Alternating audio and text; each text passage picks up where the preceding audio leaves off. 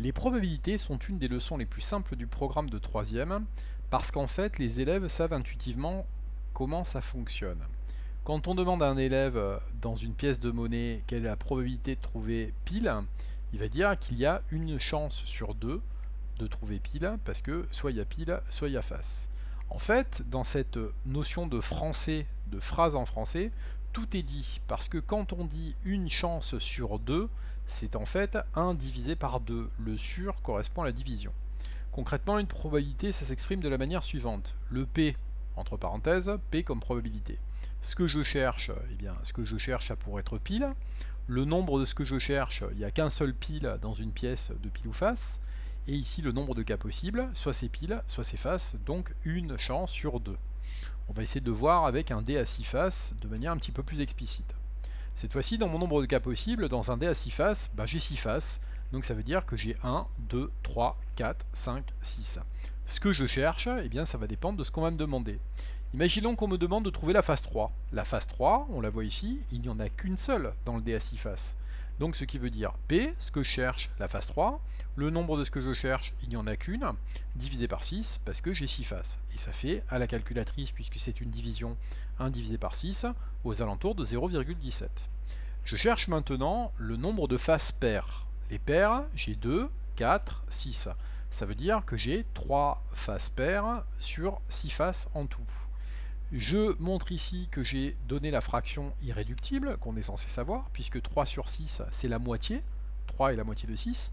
Donc si je simplifie par 3 en haut et en bas, je tombe sur 1 sur 2, et j'obtiens 0,5 qui correspond bien à la moitié. La probabilité est toujours comprise entre 0 et 1, petite explication, pour vous éviter des erreurs lors des évaluations.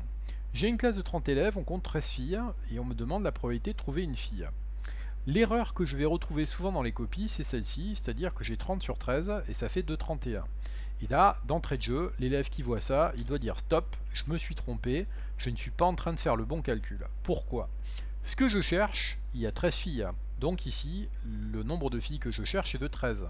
Le nombre de cas possibles, c'est 30 personnes, c'est-à-dire le mélange de filles et de garçons. Comment je fais pour me rendre compte que ça ne va que de 0 à 1, et c'est bien logique. Imagine une classe dans laquelle il y a 0 filles.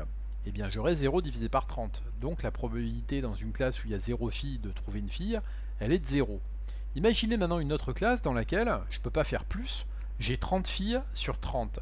30 sur 30, c'est pareil que 5 sur 5, que 8 sur 8, ou ce que vous voulez au numérateur et la même chose au dénominateur, c'est égal à 1.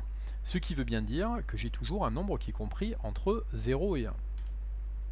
On va reprendre notre exemple de nos filles et on va se poser la question de savoir quelle est la probabilité des garçons. Alors ici, on se dit, si j'ai ici 30 personnes en tout, il y a 13 filles, 30 moins 13, ça fait 17. 30 moins 13, 17, donc la probabilité de trouver des garçons est de 17 sur 30.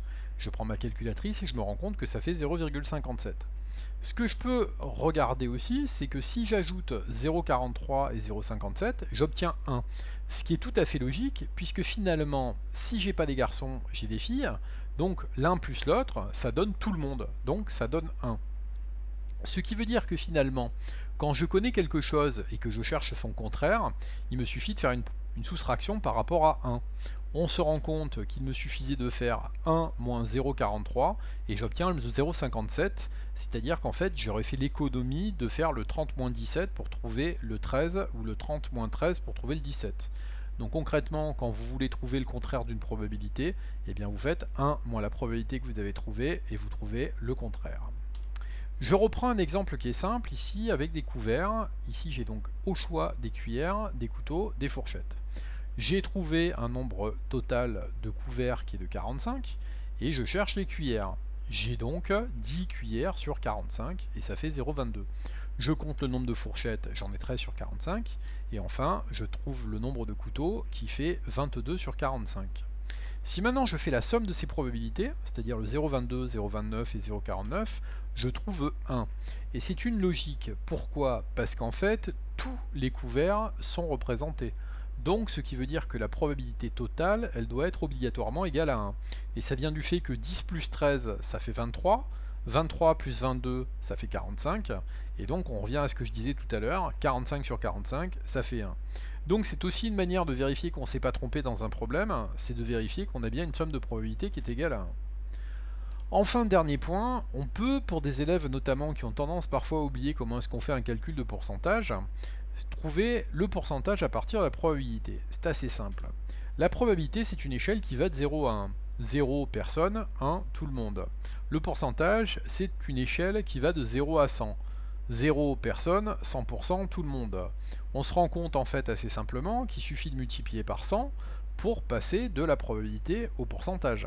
Ça veut dire que si on reprend mon exemple tout à l'heure avec mes filles où j'en avais 0,43 en probabilité, il me suffit de multiplier ma probabilité par 100 pour trouver 43% de filles.